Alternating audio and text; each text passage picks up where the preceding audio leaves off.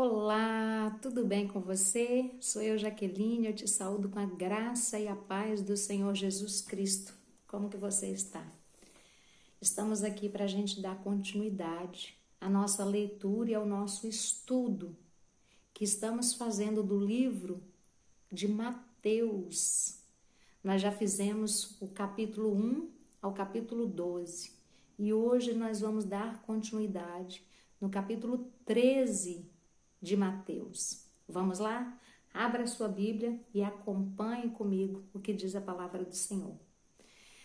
O título diz assim: a parábola do semeador. Jesus Cristo vai começar a contar algumas parábolas. É importante nós sabermos identificar o que são parábolas. Parábolas é o mesmo que metáfora, é uma maneira de contar uma história de uma forma simbólica. É chamado de parábola tudo aquilo que está contado na Bíblia, mas que não tem nome. Quando tem nome e identificação dos sujeitos ali empregados, não podem se chamar de parábolas. Então, aquilo que às vezes a gente chama a comparação a parábola do rico e de Lázaro, não é parábola, porque tem o nome do Lázaro, tá? Então, sempre que for parábola, não tem nome de pessoas. É uma maneira de contar uma história de uma forma simbólica para que haja um entendimento melhor, mas sem dar nomes, certo? Então vamos lá. Jesus começa assim o capítulo 13 de Mateus. Se você também quiser outras concordâncias, está lá em Marcos, capítulo 4 e também Lucas, capítulo 8, tá? Também conta essas mesmas parábolas.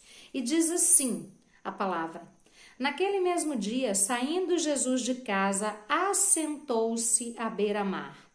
E grandes multidões se reuniram perto dele, de modo que entrou num barco e se assentou, e toda a multidão estava em pé na praia. Aqui nós vemos que o cenário onde Jesus estava era de grandes multidões. E Jesus, para conseguir ministrar para todo aquele povo que estava querendo ouvir a palavra dele, Jesus Cristo, ele entrou num barco, se assentou no barco.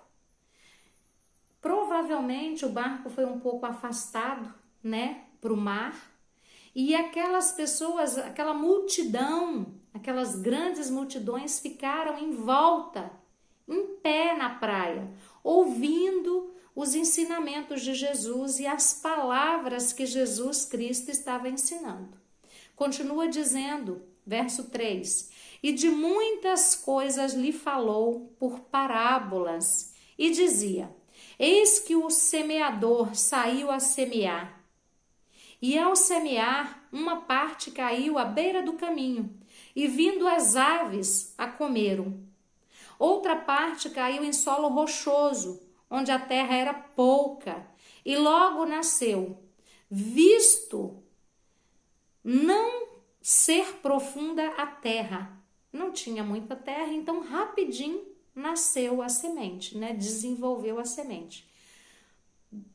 Verso 6 continua dizendo: saindo, porém, o sol a queimou, porque não tinha raiz, e secou-se. Verso 7. Outra caiu entre os espinhos, e os espinhos cresceram e a sufocaram. Outra, enfim, caiu em boa terra e deu fruto, a 100, a 70 e a 30 por um.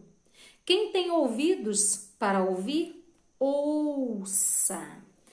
Aqui, Jesus Cristo está contando uma parábola. Ele está dizendo que o semeador saiu a semear. Ele, o próprio Jesus, é o semeador. A semente é a palavra de Deus. E a terra que vai receber a semente somos eu e é você.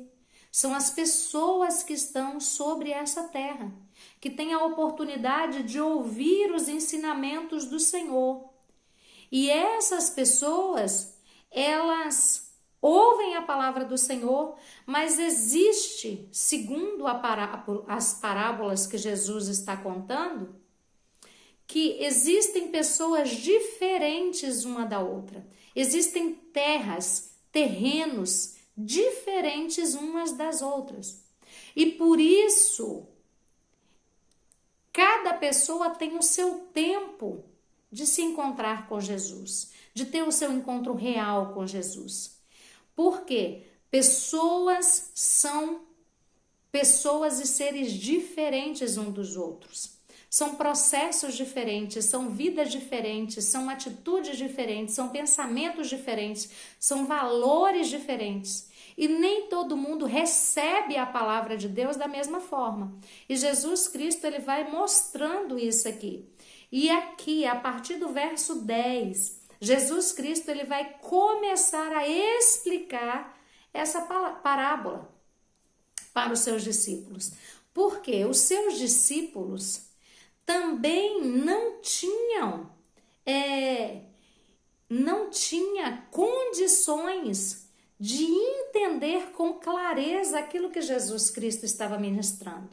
Mas eles tinham o próprio Jesus junto com eles. Então eles no afastado, dentro de casa, quando estava só eles e Jesus, eles podiam perguntar para Jesus e Jesus explicava para eles qual era a real situação que ele queria estar mostrando naquele contexto da parábola. Esses discípulos, eles tiveram um grande privilégio, eles puderam aprender com o próprio Jesus Cristo. Aquilo que Jesus Cristo tinha de mais sabedoria. Jesus Cristo, ele dividiu ali com os seus discípulos. Então, a partir do verso 10, é quando Jesus vai explicar o enredo total e a verdade na totalidade sobre a parábola do semeador. Verso 10 diz assim: Então se aproximaram os discípulos e lhe perguntaram: por que lhes fala por parábolas? Na realidade, eu creio que eles não tiveram coragem de falar, né? Olha, Senhor, por que o Senhor está falando de parábolas para a gente também? Porque na realidade eles não entenderam, né? Você lembra que nós falamos nos estudos passados que as pessoas não tinham ensino com facilidade como nós temos hoje? Então, muitas pessoas, mesmo Jesus ensinando através de parábolas, ainda não tinham a facilidade em entender aquilo que estava sendo falado. Aqui os discípulos também questionam e mostram isso, que eles não tiveram entendimento. E eles tiveram curiosidade de perguntar: Jesus, por que o Senhor fala em parábolas para todos eles?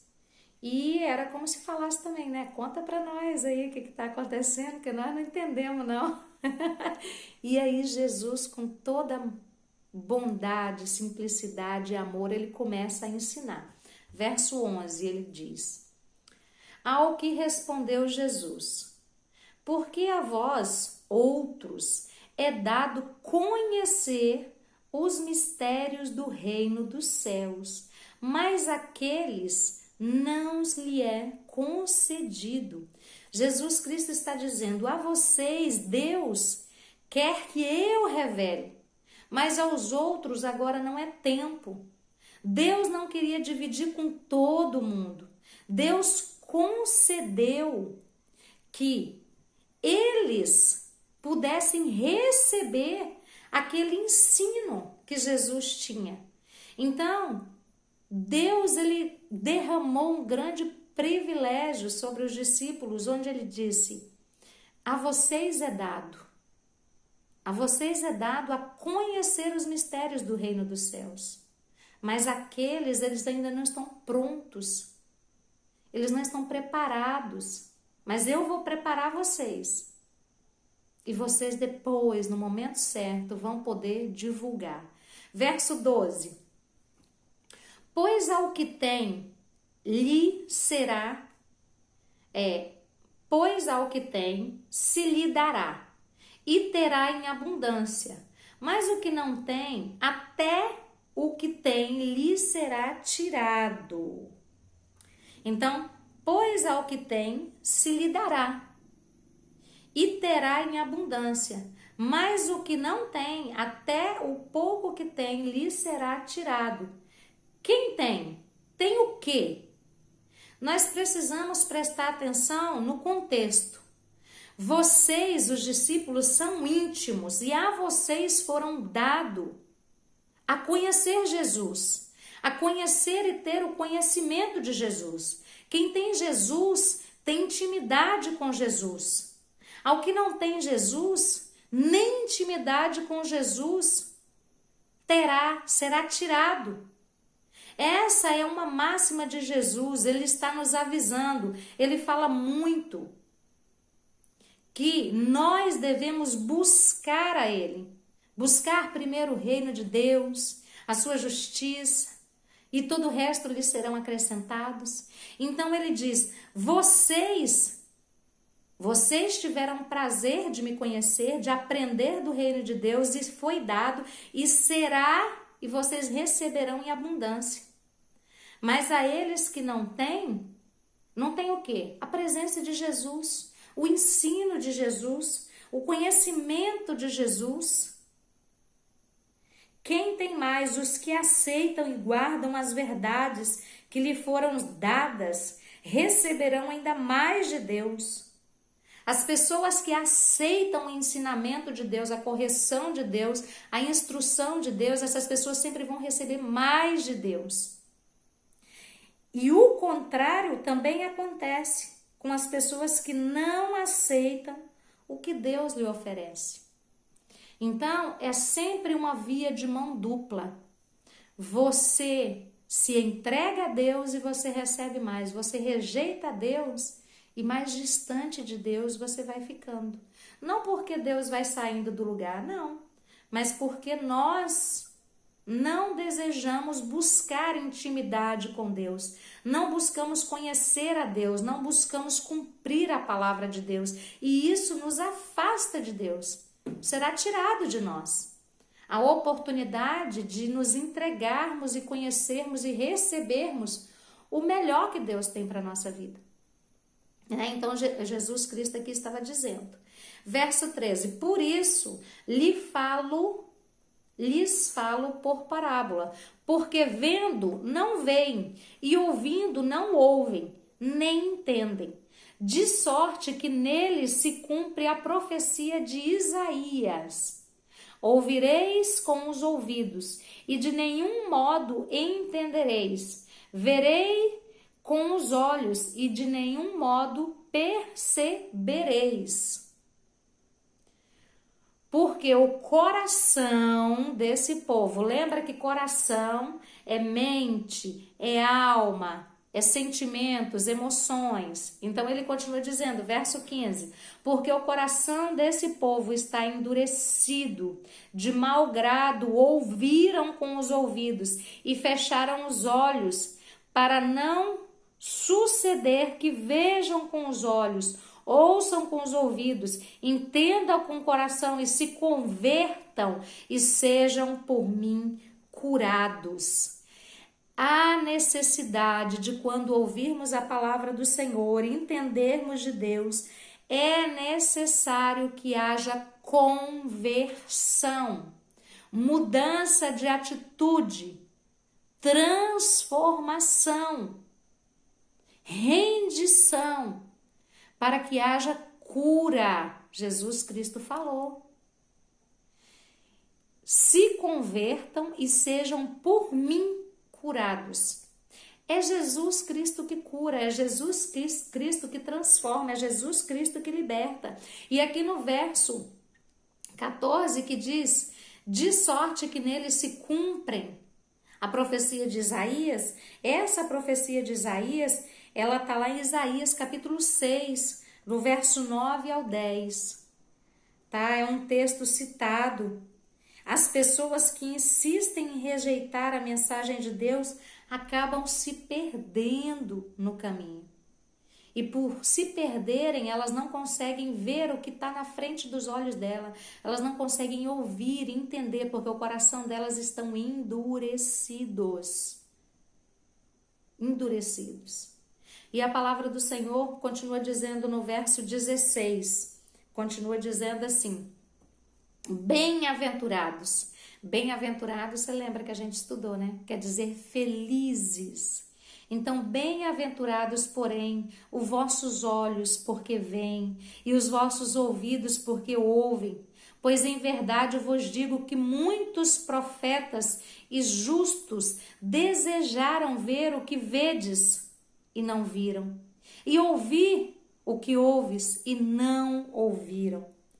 Jesus aqui ele está dizendo que os discípulos têm o privilégio de ver Jesus, de escutar Jesus, de ouvir a mensagem a respeito do reino de Deus, coisa que outros que escreveram a palavra desejaram, mas não tiveram a oportunidade que eles estão tendo.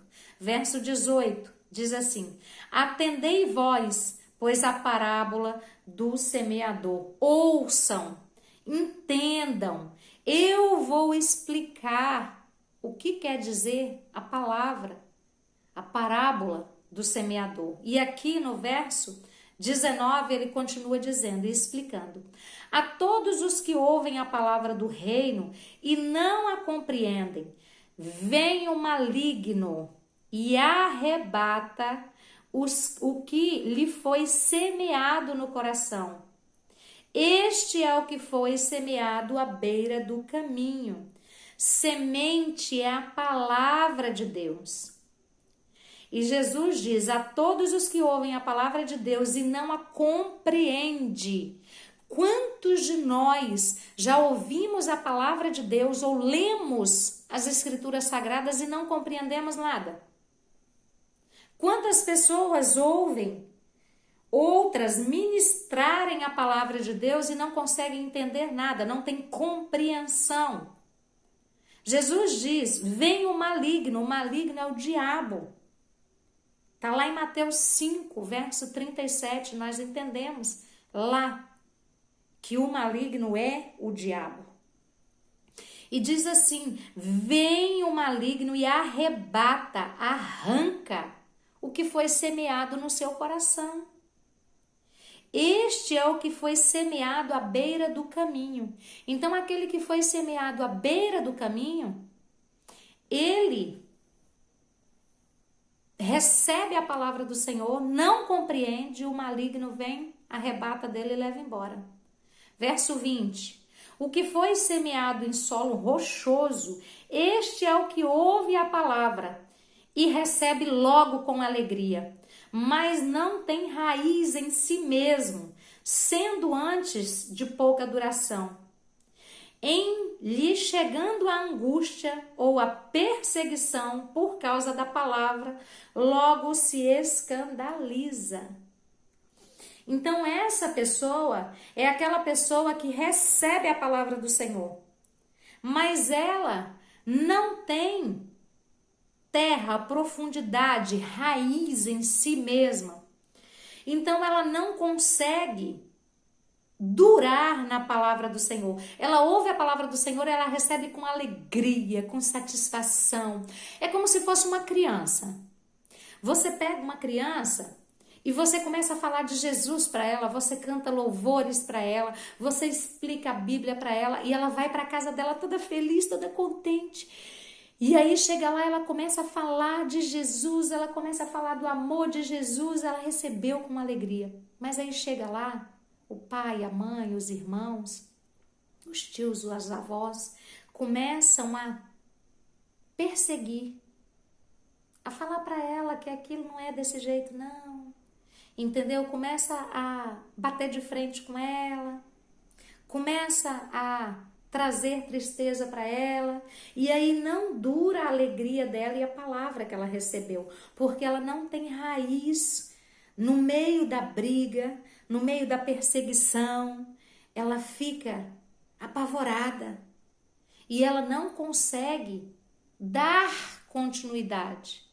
naquela alegria da palavra, por causa da perseguição, por causa do apontamento, por causa da discriminação. Muitas pessoas discriminam a gente quando a gente começa a andar na presença do Senhor.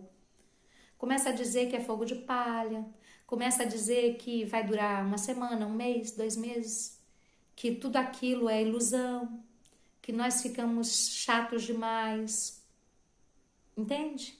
Então, a pessoa que recebe e foi semeado em solo rochoso é a pessoa que recebe a palavra de Deus com alegria, mas ela não tem raiz em si mesmo para ter duração.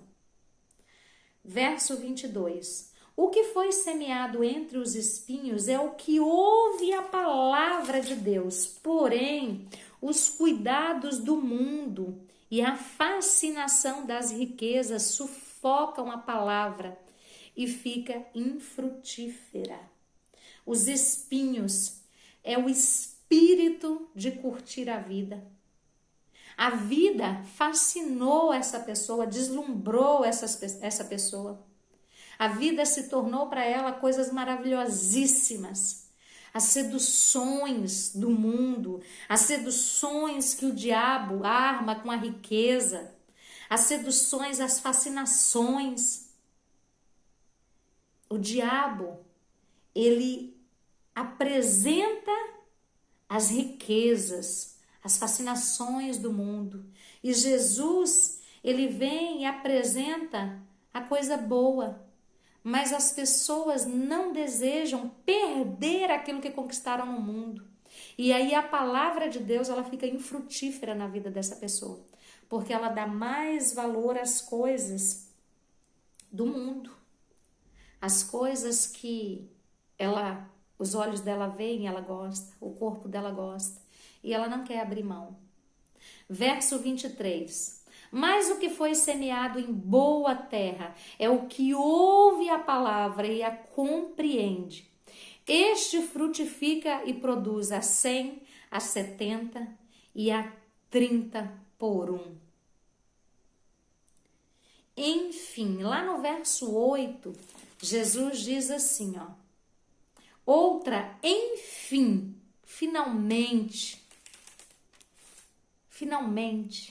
caiu em boa terra. E aqui o verso 23 diz, mas o que foi semeado em boa terra é o que ouve a palavra, compreende, esse frutifica e produz 100, a 60 e a 30 por um.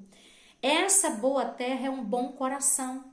É uma pessoa que tem um coração bom.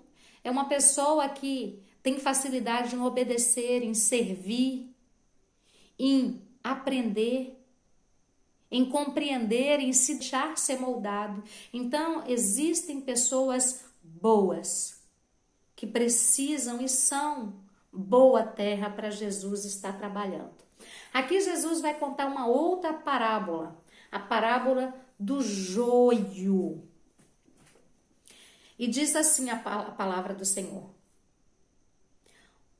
Outra parábola lhe propôs, dizendo, o reino dos céus é semelhante a um homem que semeou boa semente no seu campo. Mas enquanto os homens dormiam, veio o inimigo dele, semeou joio no meio do trigo e retirou-se.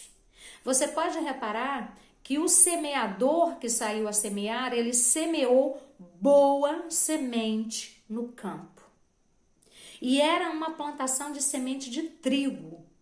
Joio, ele é muito parecido com o trigo, mas ele é vazio e ele não serve para fazer pão. Ele é uma farsa, ele é uma enganação. E ele está sendo plantado, semeado no meio do trigo, aonde deveria estar só aquilo que é verdade. Então, nós precisamos prestar atenção. Diz que o homem semeou a boa semente no seu campo durante o dia, mas enquanto ele dormiu, veio o inimigo dele e semeou joio no meio do trigo. E esse inimigo se retirou do campo. E quando a erva cresceu, vê que passou tempo. Não foi do dia para o outro. É com o passar do tempo que nós vamos vendo quem são os joios e quem são os trigos que estão à nossa volta. Fique ligado, preste atenção, tá? Porque no mesmo terreno aonde foi plantada a boa semente, o inimigo veio e plantou semente ruim. Mas vamos continuar lendo? Mas enquanto os homens dormiam, veio o inimigo deles, semeou o joio no meio do trigo e retirou-se. E quando a erva cresceu e produziu fruto, apareceu também o joio. Então, vindo os servos do dono da casa, lhe disseram: Senhor, não semeaste boa semente no campo? De onde vem, pois, o joio? De onde vem? Joio é uma erva ruim. No começo, o joio ele é bem parecido com o trigo, só se nota a diferença quando aparecem os frutos. Então, o joio é uma farsa, é uma mentira.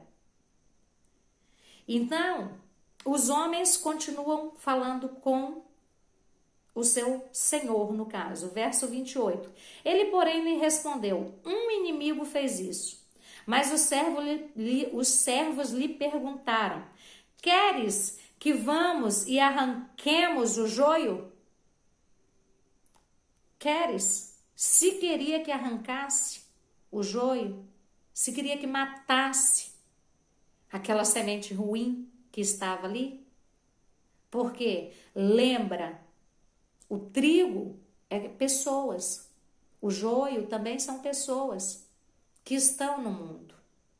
É isso que Jesus está falando aqui. Está falando de pessoas, corações, sentimentos, emoções, vida, tá? Então, os trabalhadores aqui chegaram e falaram assim: quer que a gente arranque? Quer que a gente jogue fora? Quer que a gente mate essas pessoas? Verso 29. Não, replicou ele, para que, ao separar o joio, não arranque também com ele o trigo. Não é para fazer a ceifa aqui na terra. Não é para arrancar antes do tempo. É o próprio Jesus, é o próprio Deus que vai fazer essa ceifa no tempo certo. Verso 30. Deixe-os crescer junto até a colheita, e no tempo da colheita direi aos ceifeiros: ajuntai primeiro o joio, atai-os em feixe para ser queimado, mas o trigo recolhe-o no meu celeiro. Os ceifeiros aqui são os anjos de Deus. Os anjos de Deus, eles vão ajuntar primeiro o joio e vai jogar no fogo. Então, naquela época, naquele contexto, como não havia muita lenha na terra de Israel, era comum ajuntar as ervas daninhas em feixe para fazer o fogo aquecer e então fazer o pão. Mas Jesus aqui está dizendo que no tempo certo, os ceifeiros, que são os anjos de Deus, vão descer, vão fazer esse recolhimento, vão arrancar o joio e vão vão amarrar eles em feixes para eles serem queimados. E o trigo vai ser recolhido depois, e o trigo vai para o celeiro de Deus, para junto de Deus. Verso 31. Outra parábola lhe propôs, dizendo: o reino dos céus é semelhante a um grão de mostarda que um homem tomou e plantou no seu campo. Jesus compara essa semente ao reino de Deus. Verso 32, o qual é, na verdade, a menor de todas as sementes, e crescida é maior do que todas as hortaliças, e se faz uma árvore, de modo que as aves do céu vêm aninhar-se nos seus ramos. Jesus aqui está dizendo que o reino dos céus é essa semente, que se mostra pequenininha em nós e vai crescendo, crescendo e ficando grande ao ponto de alimentar outras pessoas e dar sombra a outras pessoas. A semente de mostarda também é falada lá em Mateus capítulo 17 e em Lucas 17. Nós vamos ver mais para frente. E a semente de mostarda é a menor semente de todas e é a maior de todas as hortaliças. O pé de mostarda, ele cresce a uma altura de 2,5 metros a 3,5 metros. Olha só, uma coisa que era para ser pequenininha, mas quando é plantada na boa terra, ela vai crescendo, crescendo, crescendo, crescendo e alcança níveis inimagináveis por nós. É isso que Jesus está nos falando. Os passarinhos vêm e fazem ninho nos seus ramos. É uma referência aos judeus. Sabe? Às vezes nós achamos que aquilo que é plantado dentro de nós, ou aquele conhecimento que nós temos de Deus é pouco. Mas o seu conhecimento é muito perto daquele que tem menos do que você. Porque a palavra do Senhor é como uma pequena semente numa terra boa, que cresce, cresce, cresce, cresce e vai espalhando, derramando para as outras pessoas que estão à nossa volta. E elas vão se alimentando da bênção de Deus que está sobre a nossa vida. Vamos lá? Verso 33. Outra parábola, Jesus vai falar. Disse-lhe outra parábola. O reino do céu é semelhante ao fermento que uma mulher tomou e escondeu em 3 medidas de farinha até ficar tudo levedado. Você vê que no primeiro ele falou que era uma semente de mostarda, que ninguém dava nada e de repente crescia. O fermento naquela época não é como é o fermento de hoje. Ele está mostrando que o reino do céu é uma pequena semente que você acha que não vai dar nada e que cresce e fica enorme. É como o fermento que você acha que não vai fazer diferença e de repente ele cresce também e faz aquele bolo, aquele pão enorme que você não tinha ideia de que ficaria daquele tamanho. E aí o verso 34, ele explica por que falou todas essas parábolas. Jesus disse assim: todas essas coisas disse Jesus às multidões por parábola, e sem parábolas não lhes dizia nada, para que se cumprisse o que foi dito por intermédio do profeta: abrirei em parábolas a minha boca, publicarei coisas ocultas desde a criação do mundo. Tá lá em Salmos. Tá lá em Salmos 78, verso 2. Jesus, ele confirma que falará sobre coisas desde a criação do mundo.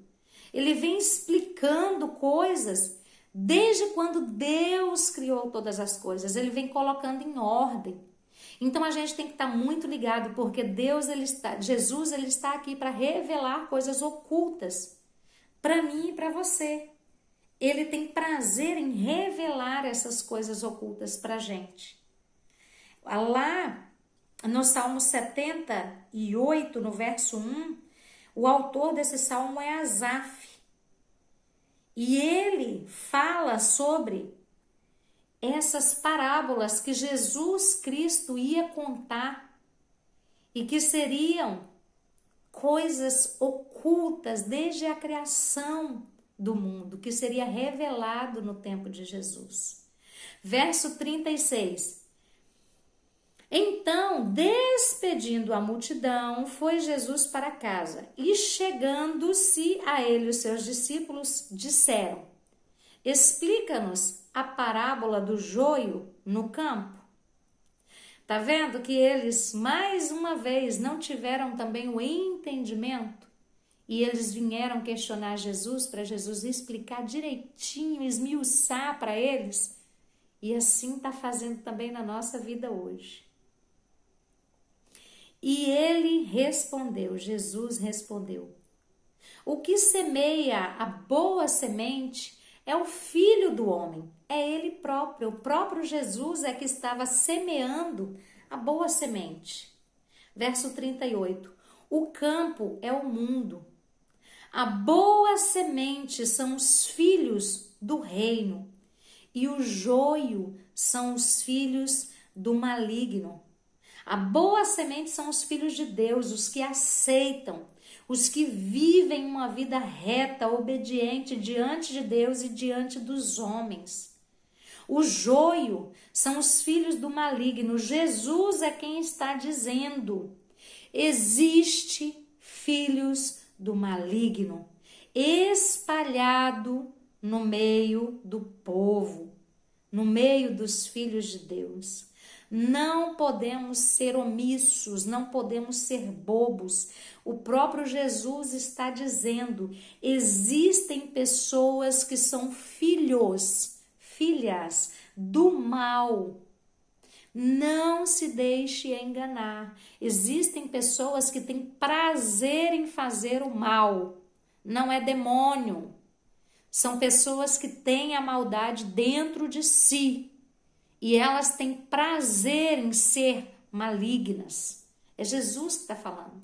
Abra sua Bíblia, me acompanha. É o próprio Jesus que está falando sobre isso. Maligno, o diabo.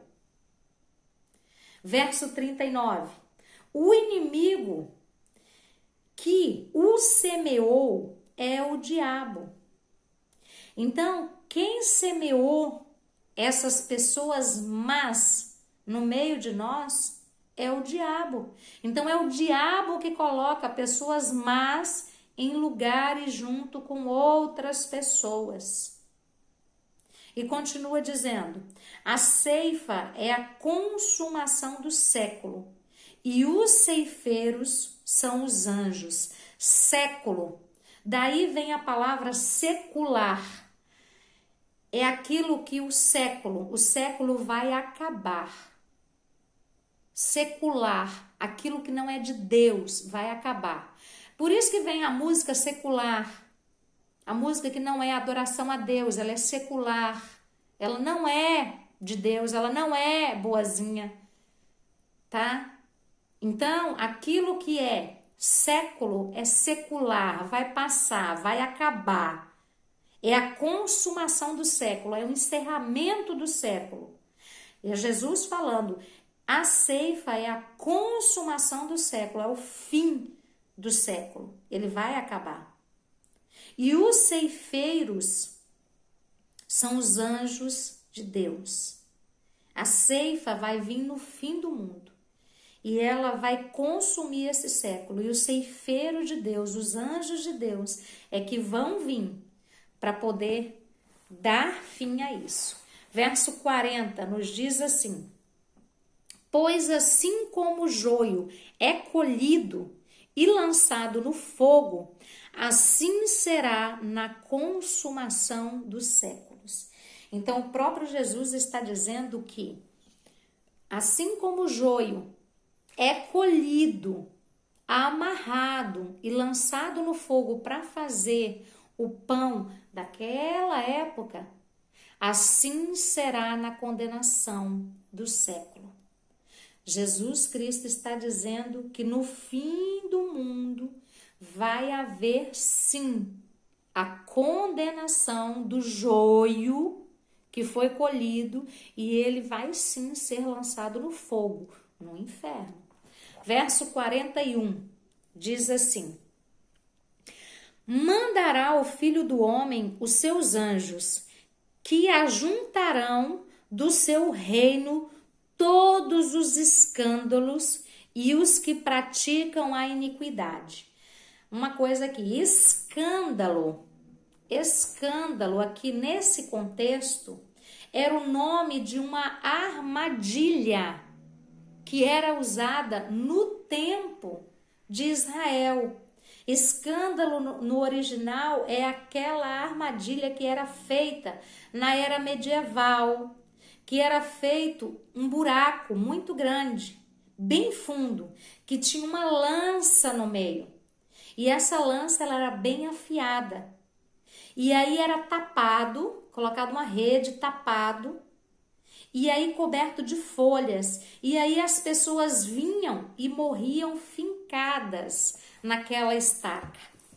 Então, Jesus aqui está dizendo que aquelas pessoas que provocaram o escândalo, aquelas pessoas que são armadilhas, que fazem outras caírem e morrerem, essas pessoas, elas serão ajuntadas pelos anjos. E aqueles também que praticam a iniquidade. Lembra que a gente aprendeu o que é a iniquidade? Iniquidade são aqueles pecados que as pessoas não querem se arrepender. São pecados que as pessoas não geram dentro de si arrependimento. Elas não se incomodam mais em pecar.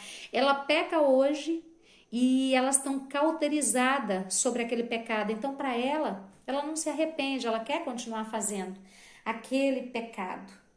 Então, Jesus Cristo aqui está dizendo que mandará o Filho do Homem, os seus anjos, que ajuntarão do seu reino todos os escândalos e os que praticaram a iniquidade, e os lançarão na fornalha acesa. Ali haverá choro e ranger de dente. A fornalha aqui é o inferno. É o inferno, tá? E ali haverá choro e ranger de dentes. Fornalha de fogo é uma figura usada para falar sobre o inferno. Deus usava muito essa figura para falar sobre o inferno. Verso 43. Então os justos resplandecerão como o sol no reino do seu Pai. Quem tem ouvidos para ouvir, ouça. Os filhos de Deus serão retirados, serão levados para o reino de Deus. Então, os filhos de Deus, os justos, eles resplandecerão. Enquanto os filhos do maligno, o joio, vai ser levado, amarrado e lançado no fogo, o povo de Deus, eles serão levados para o reino de Deus. E Jesus ainda fala aqui, ó, quem tem ouvidos para ouvir, ouça. Entenda, compreenda, o céu é real, o inferno é real. Aquilo que você está plantando é o que você vai colher. Aquilo que você está fazendo da sua vida é o que vai determinar para onde você vai ser levado no fim do século. E aí Jesus conta mais uma parábola aqui no verso 44. Jesus diz assim: o reino dos céus é semelhante a um tesouro oculto no campo, o qual certo homem, tendo-o achado, escondeu. E transbordando de alegria, vai, vende tudo o que tem e compra aquele terreno, aquele campo. Essa pessoa descobriu um mapa do tesouro, essa pessoa achou algo muito, muito, muito, muito valioso. Naquele tempo, especialmente em tempos difíceis, em tempos de guerra, em tempos de perseguição, era comum esconder objetos de valor em buracos feitos na terra. Nós vamos ver lá na frente, em Mateus capítulo 25, fala sobre isso. Pessoas, elas escondiam tesouros na terra. Então, Jesus está dizendo que essa pessoa encontrou algo valioso. Então, ela foi e vendeu tudo que ela tinha e com muita alegria veio e comprou aquele campo.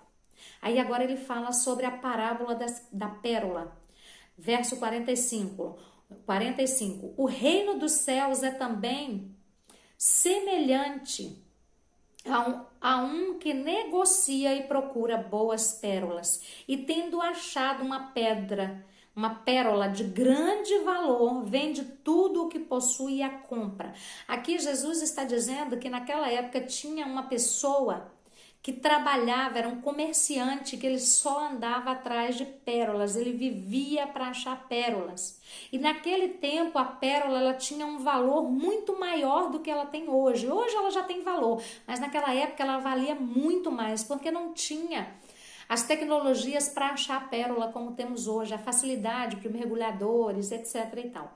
Então está dizendo que uma pessoa que vivia só naquele trabalho, ela encontrou, ela achou a maior pérola, a mais valiosa daquele tempo. Aquela pérola vale mais do que tudo que aquela pessoa tem.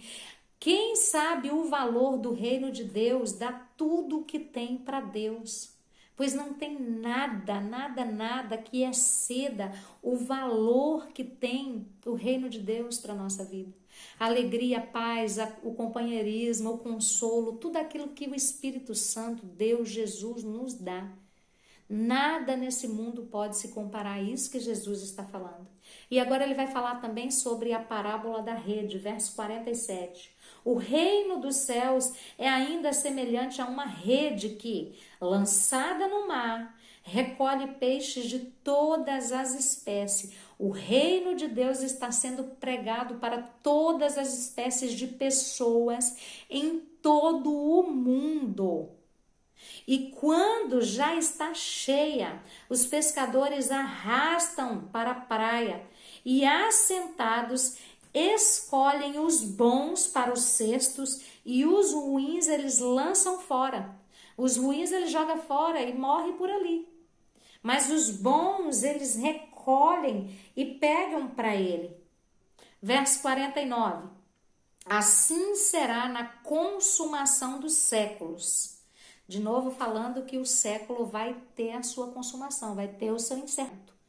Jesus de novo falando a mesma coisa. E ele continua dizendo, sairão os anjos e separarão os maus dentre os justos e os lançarão na fornalha acesa. Ali haverá choro e ranger de dentes. No fim do mundo, lançarão os maus na fornalha acesa. Jesus fala muito sobre o juízo. Fala sobre o inferno. Isso não é brincadeira. Nós não podemos ser um cristão que lê a Bíblia e não acredita na condenação eterna, não acredita no fim dos tempos.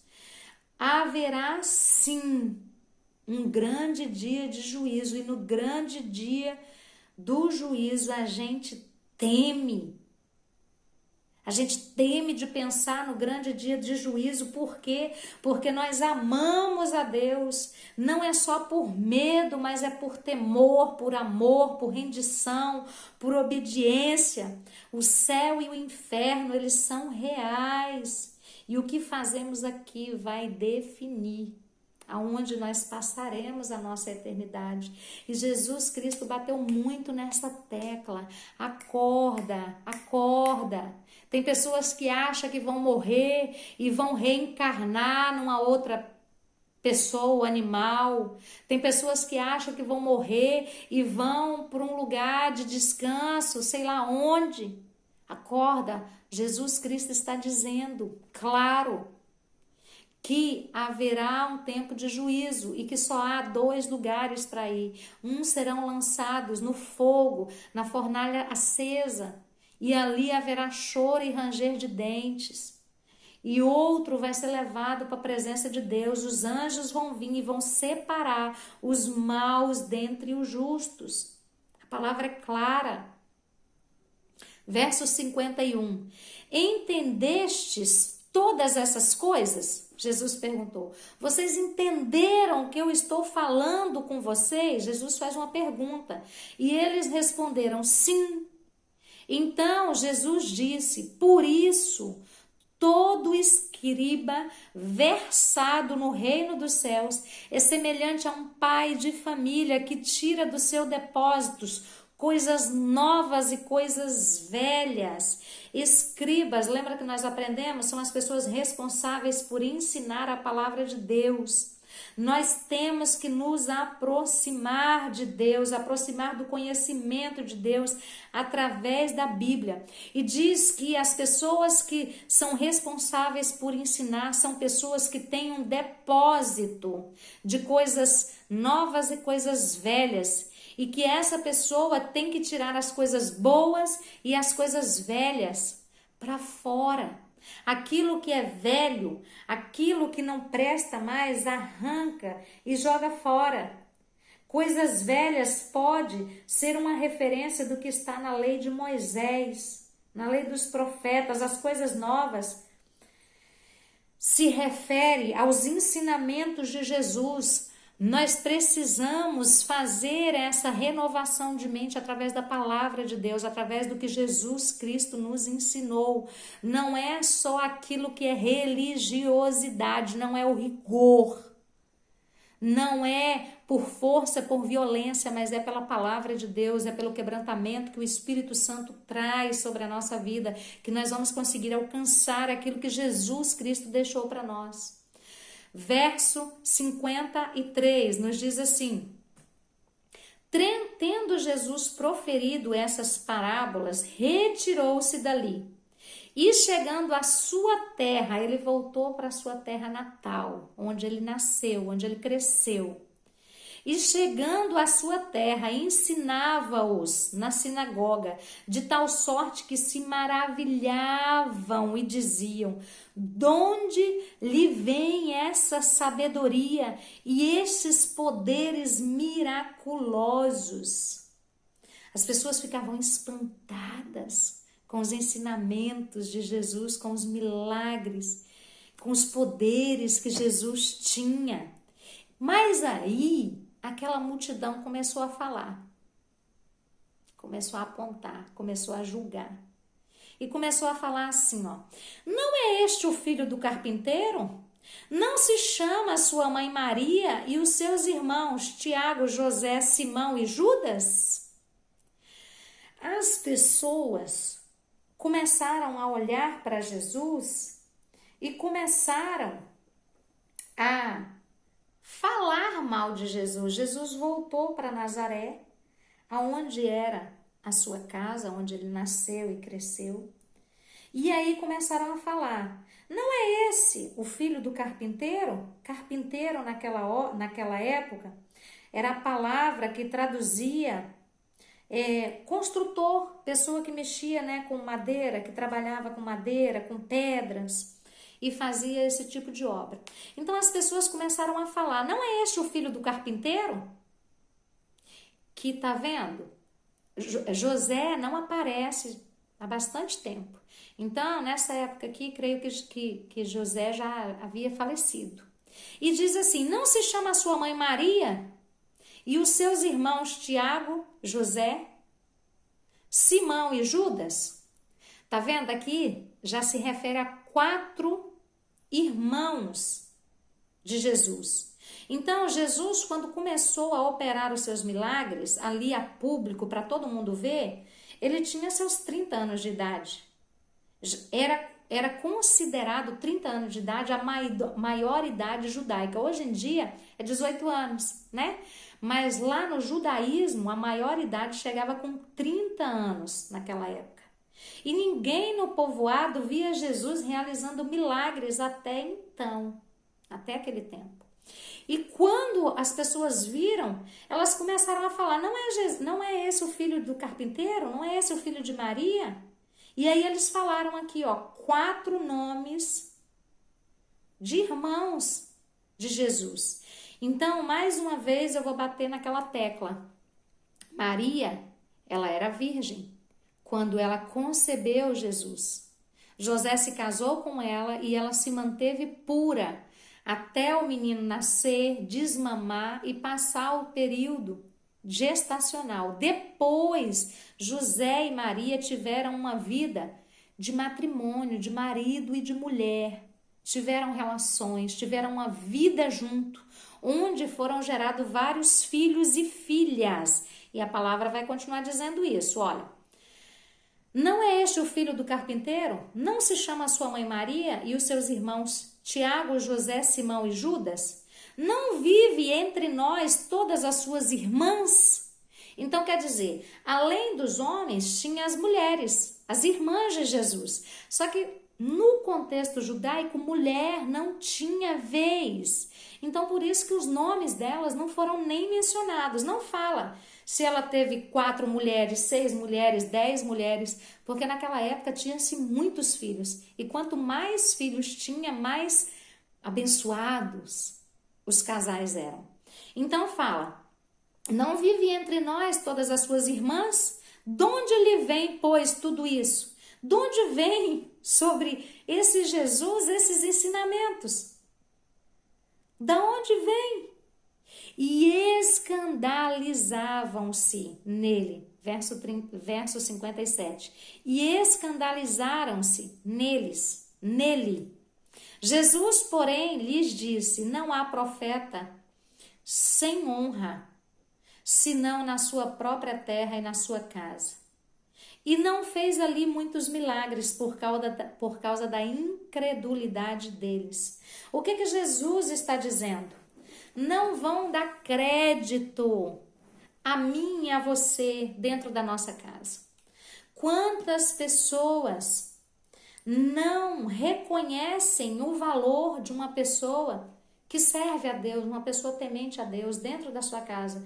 As pessoas não valorizam, as pessoas julgam, e Jesus fala isso com tristeza. Jesus, ele quer que as pessoas valorizem os talentos, os dons que ele deu e dispensou para cada um de nós. Jesus Cristo, ele fala que ele não pôde fazer muitos milagres ali por causa da incredulidade do povo. Sabe, o povo olhou e falou: mas poxa, eu conheço a mãe dele, eu conheço os irmãos dele, eu conheço as irmãs dele, eu conheço o pai deles. Ele é só um filho de carpinteiro, uma filha de Maria, irmão de Tiago, de José, de Simão, de Judas, da fulana, da ciclana, tem tantas irmãs. Como é que ele pode fazer tantas coisas maravilhosas? E aí essas pessoas se escandalizavam em Jesus e a incredulidade brotou dentro delas. Não seja pedra de tropeço na vida de outras pessoas, não seja escândalo, não seja o que vai matar outras pessoas, não sejam armadilhas para as outras pessoas à sua volta. Creia na bondade de Deus, de curar, de salvar, de transformar, de realizar grandes coisas nas nossas vidas através dos dons que Deus deu e que o Espírito Santo distribui para que a obra dele seja feita sobre toda a terra. Amém? Assim nós damos encerramento e finalidade ao capítulo 13 do estudo de Mateus. Que bênção! Glória a Jesus que nós conseguimos romper e chegarmos até aqui. Que o Senhor nos abençoe, que o Senhor possa derramar a sua bênção sobre nós e nos dar capacidade de compreender a palavra dele e aceitar no nosso coração e sermos terra boa para a semente do Senhor que está sendo plantada e gerada em nós. Fica com Deus, um grande abraço. Se você está gostando desse estudo, curte, compartilha, passa para outras pessoas para que elas também possam ser abençoadas pela palavra de Deus.